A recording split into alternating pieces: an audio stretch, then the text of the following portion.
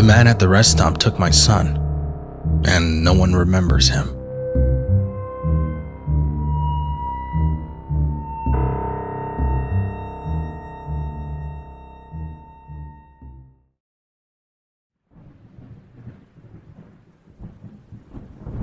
There's nothing I like more than spending time with my family. My wife and I have 3 kids, twin daughters, Yara and Yamina, who are 10, and our 9-year-old son, Ali, who somehow has enough energy to power a small city. It's honestly a mystery how children contain such boundless enthusiasm.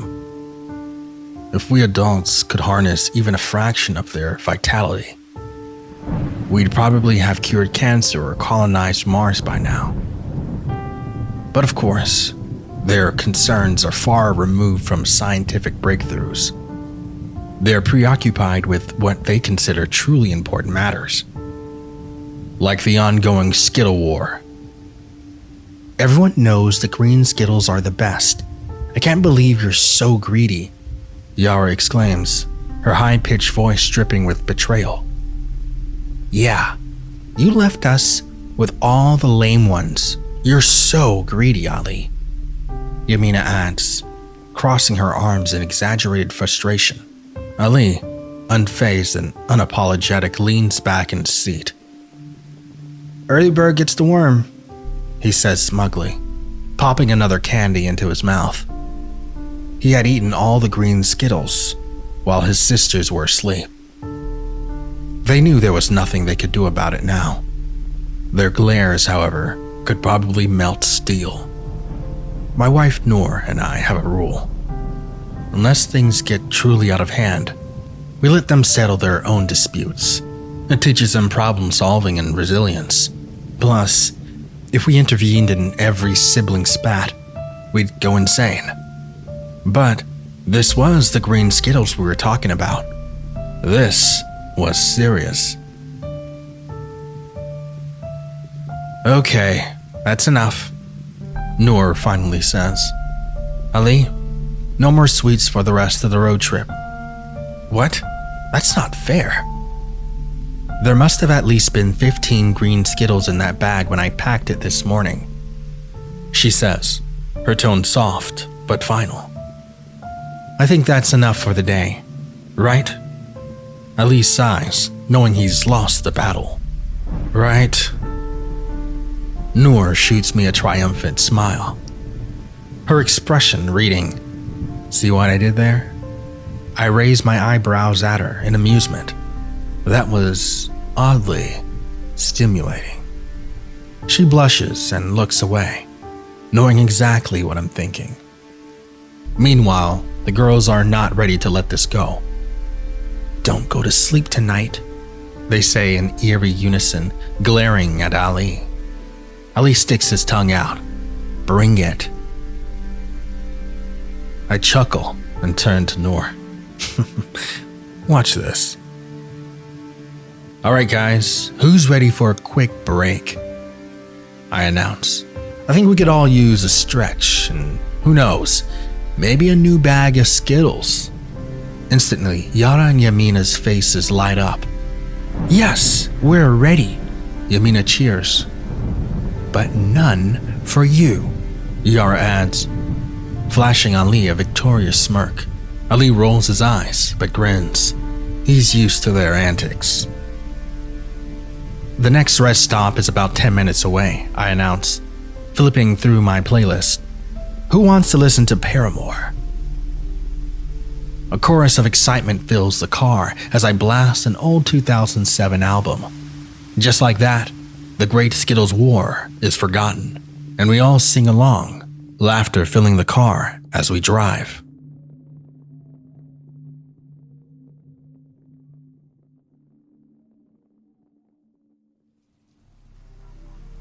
The rest stop is small, almost too small.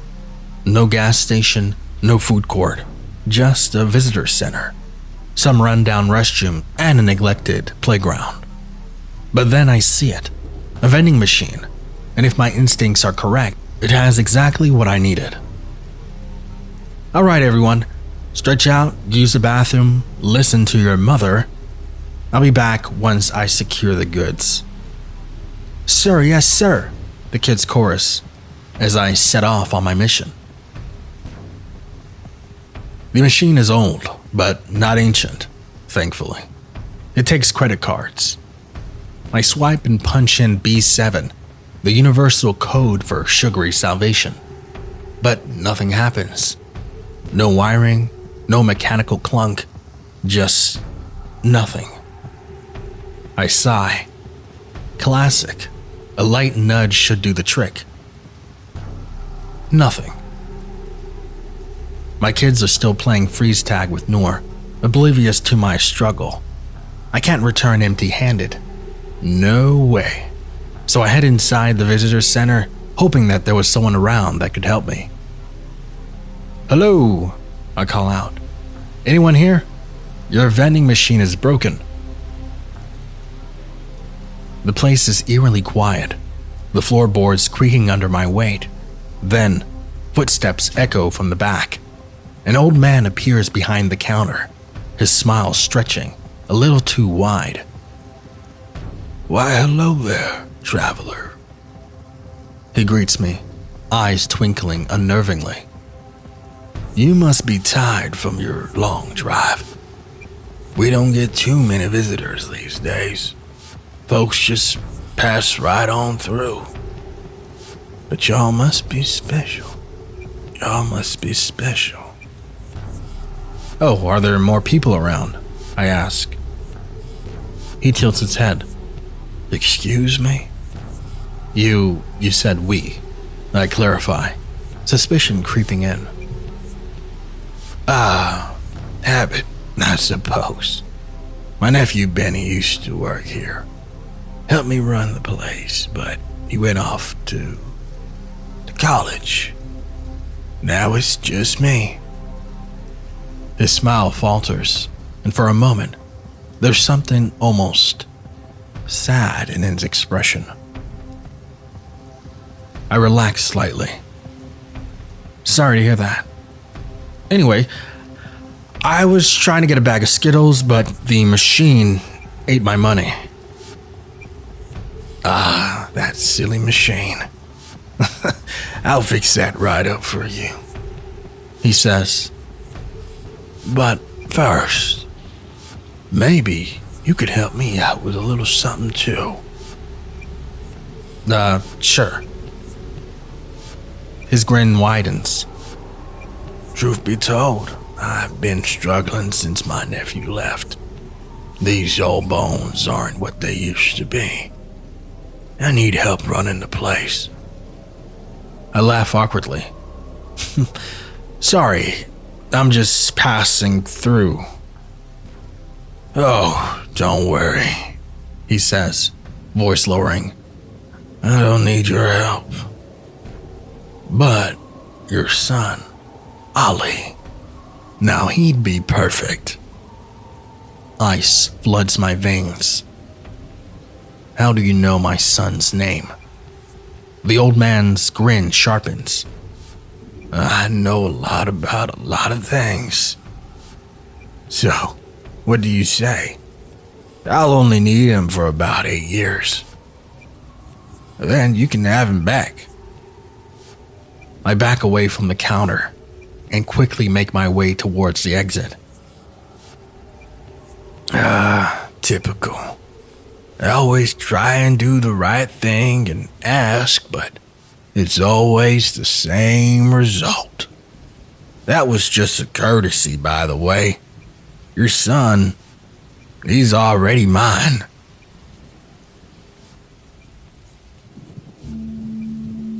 I step out the door, and the next thing I remember is me being in my car, driving, the kids still singing Paramore. It was the strangest feeling, as though I had gone back in time. I look to my wife, and she seems to be lost in the singing as well. When I look at my rearview mirror, I see my daughters with green Skittles in hand, but slam on the brakes immediately, as there was no sign of Ali. "Where's Ali?" I yell out to my wife. She just stares back at me, dumbfounded and afraid. What are you talking about? Is everything okay? Where is our son? He's not here. Again, my wife looks at me with the same expression, and when she speaks, a chill like no other ran through my spine. We don't have a son. What are you playing at? What do you mean? Of course we do. What did that old man do? I asked myself under my breath. I put the car back in drive, determined to find the rest stop again. 10 minutes later, we arrive at the same rest area, and I quickly run inside, asking my wife to stay in the car with the girls. The old man is standing behind the counter of the visitor center, seemingly awaiting my return. Why, hello again. How are your daughters enjoying those Skittles?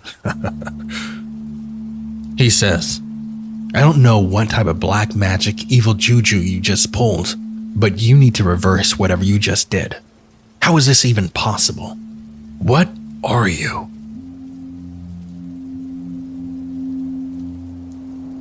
Some things are better left a mystery.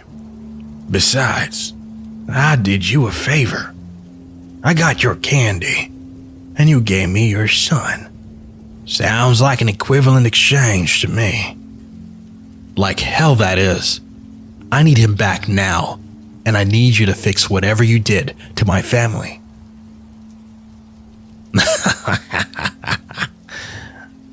The old man chuckled, his eyes twinkling with an unnatural light. Fix it. My dear traveler, you assume this is something that can be undone so easily. I clench my fists, my breathing ragged.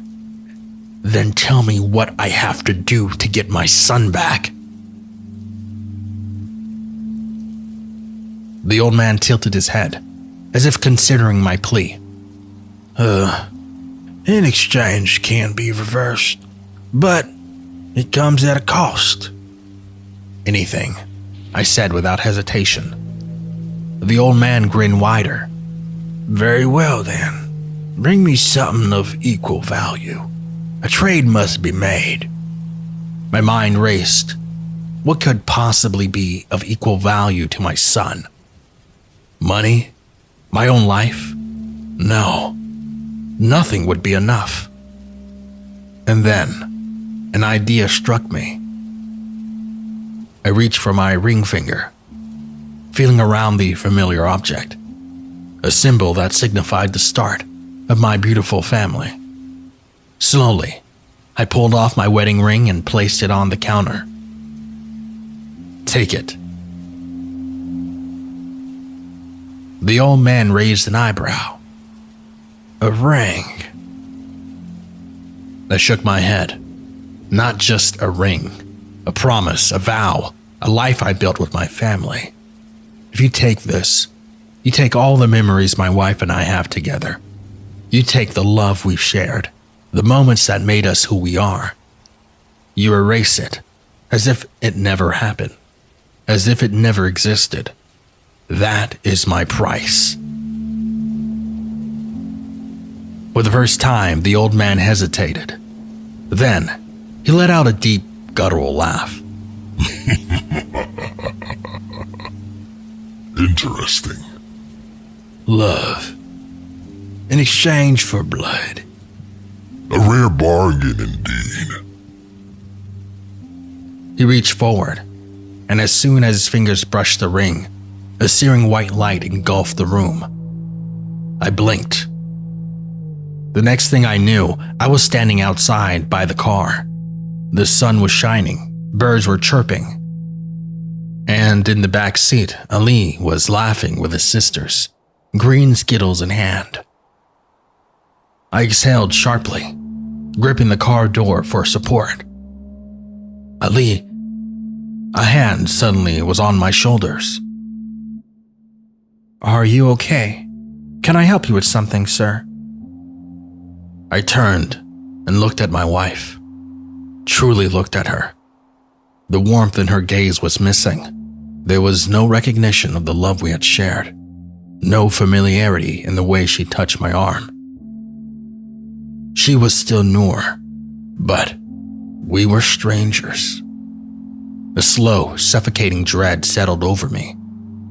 I got my son back, but I had lost my wife, and she would never love me again.